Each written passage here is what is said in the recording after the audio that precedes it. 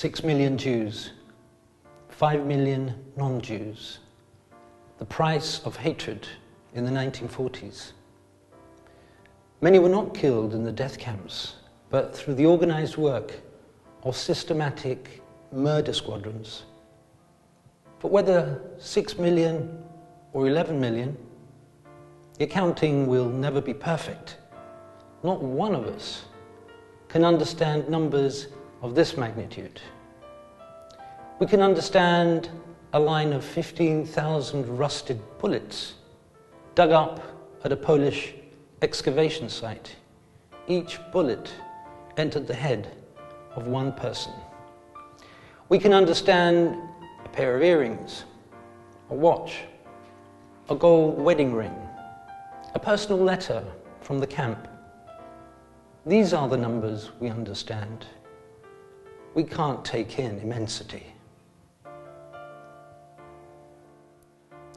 The Holocaust is not an exhibit.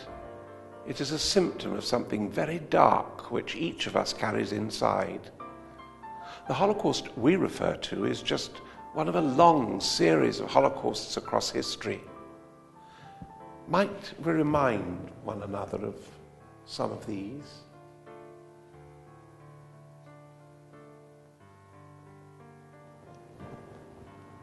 It is still living history to this very day.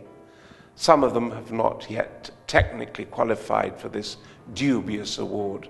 In due course, many of them will, and despite the fact that through various annual commemorations, the atrocity that is at times humanity sometimes pauses to reflect.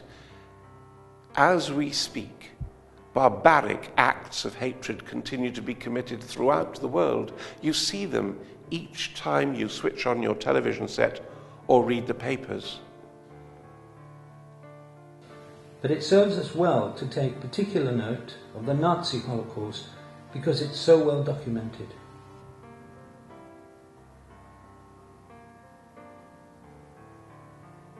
And because of what it tells us about ourselves.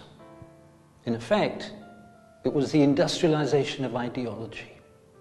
The energy, the skills, the imagination, the creativity, the sheer dedication, the commitment, the planning that went into the realization of that Holocaust represent no more and no less than the values that middle-class society normally admires.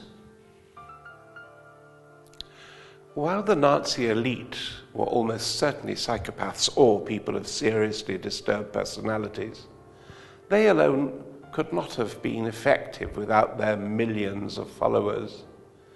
Those millions of Nazis, in their majority, were not monsters. They were human beings just like you and just like me.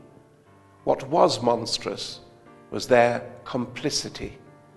They had become industrialized, efficient workers dedicated to the pursuit of an enterprise. They were ordinary men and women who, as the many photograph albums of their uniformed lives show, had weekends off, relaxed in the company of their friends, hugging and smiling with their families and children and loved ones. They partied and they sang.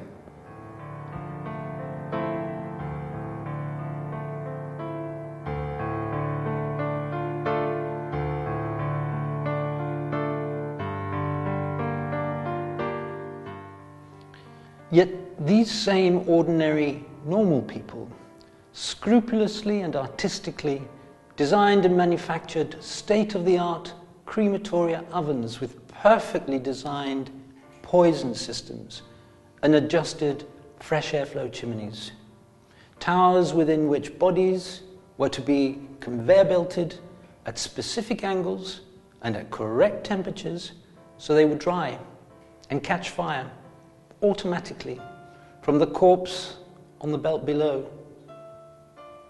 They thought through the requirements of a railway infrastructure big and wide enough to rival any railway system anywhere in the world, even to today, so as to ensure a smooth flow of human cargo from anywhere in Europe and all at the same time. They extracted maximum labour benefits from those at the holding camps we today know as concentration camps, before having squeezed every ounce out of them, moving them on to the death camps themselves, where they were efficiently disposed of, since they were no longer of any use at all. They reinvented language to deal with the dehumanization of their victims as well as their own. They did not speak of killing, they spoke of special management or special handling, words we might associate with the administration of parcel post, to refer to the sending of tens of thousands of Jews and other undesirables in the cargo system to their ultimate deaths. It was not genocide, it was simply sending them across the river.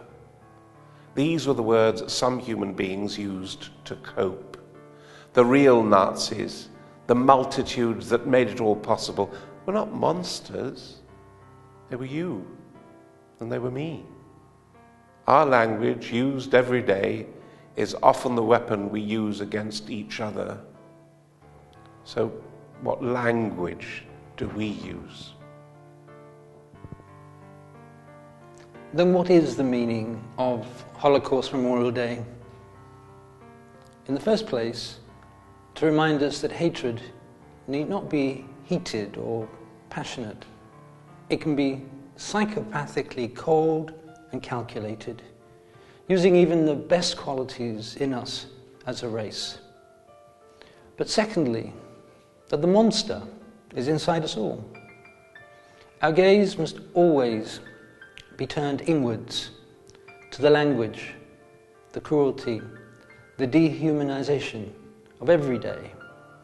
Because although the Nazi Holocaust did not officially come into administrative being until the Wannsee Conference on 20th of January 1942, the truth of the matter is that through silence, complicity, and turning a blind eye for fear of loss of our personal comfort, each and every citizen and government, within as well as outside Germany, played their own criminal part. The final solution can only be humanity.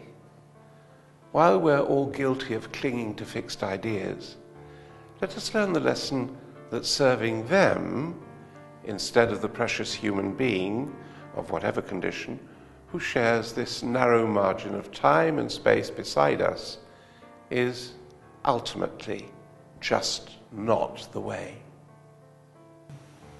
Until we learn to keep that focus at the centre of all our thinking and of all our lives, we continue to carry the hatred inside each and every one of us. This hatred is what destroys us all.